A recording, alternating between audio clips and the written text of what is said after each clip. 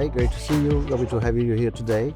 What I would like to do is have a conversation about what's happening in the cyber world, what are the emerging risks, how is the market responding to those, and really what is the advice we want to give to organizations in the region as how they should respond. So would you say that cyber today is the #1 risk of organization in the region? And if so, why? How did we get there?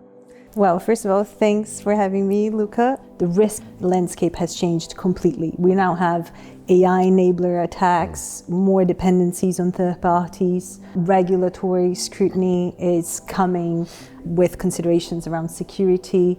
And this makeup forces businesses to place closer attention to operational resilience and financial stability because of the impact.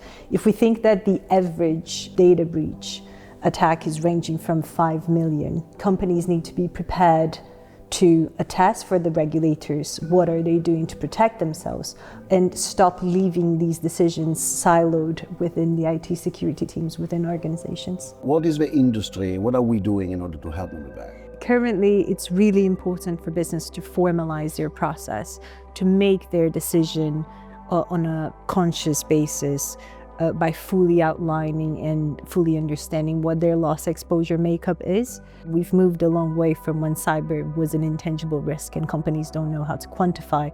We now fully rely on heavy or good data and analytics to portray this to clients and help clients to make a decision that is aligned with their risk appetite.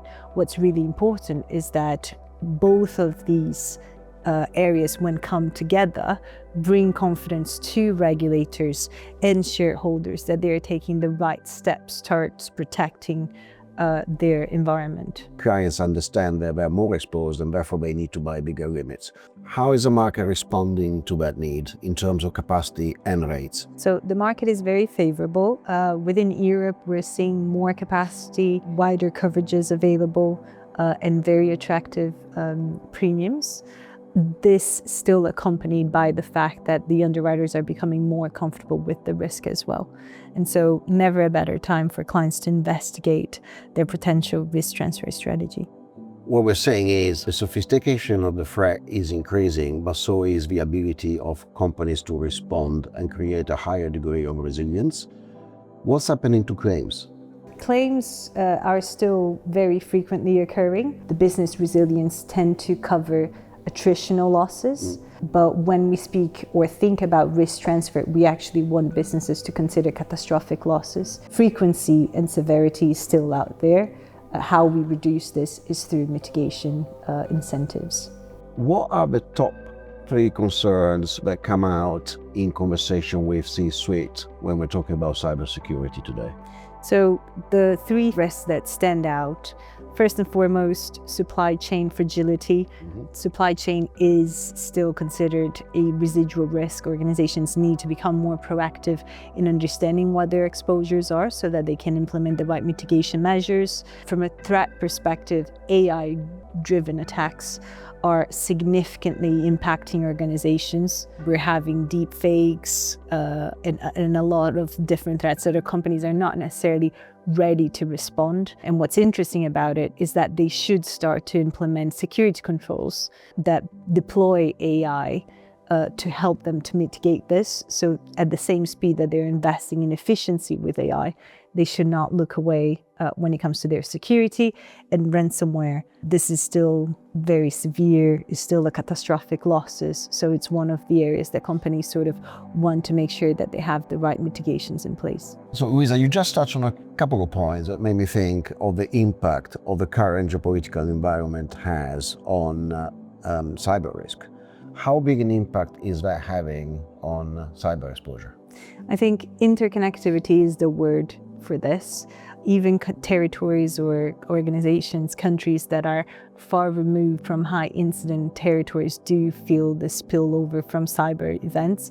And that's because of the source of the IT vendors that they all use, which again is something that we're starting to see coming to trend more and more.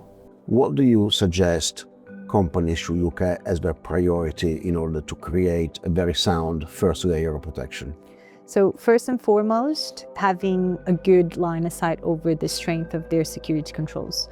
there's no robust risk transfer strategy that can make up for a good business resilience. And so business should definitely be on the lookout for making the right investments to protect their environment and support the incident response plans. The second, I would say, it's taking advantage of data and analytics. There's so much information out there.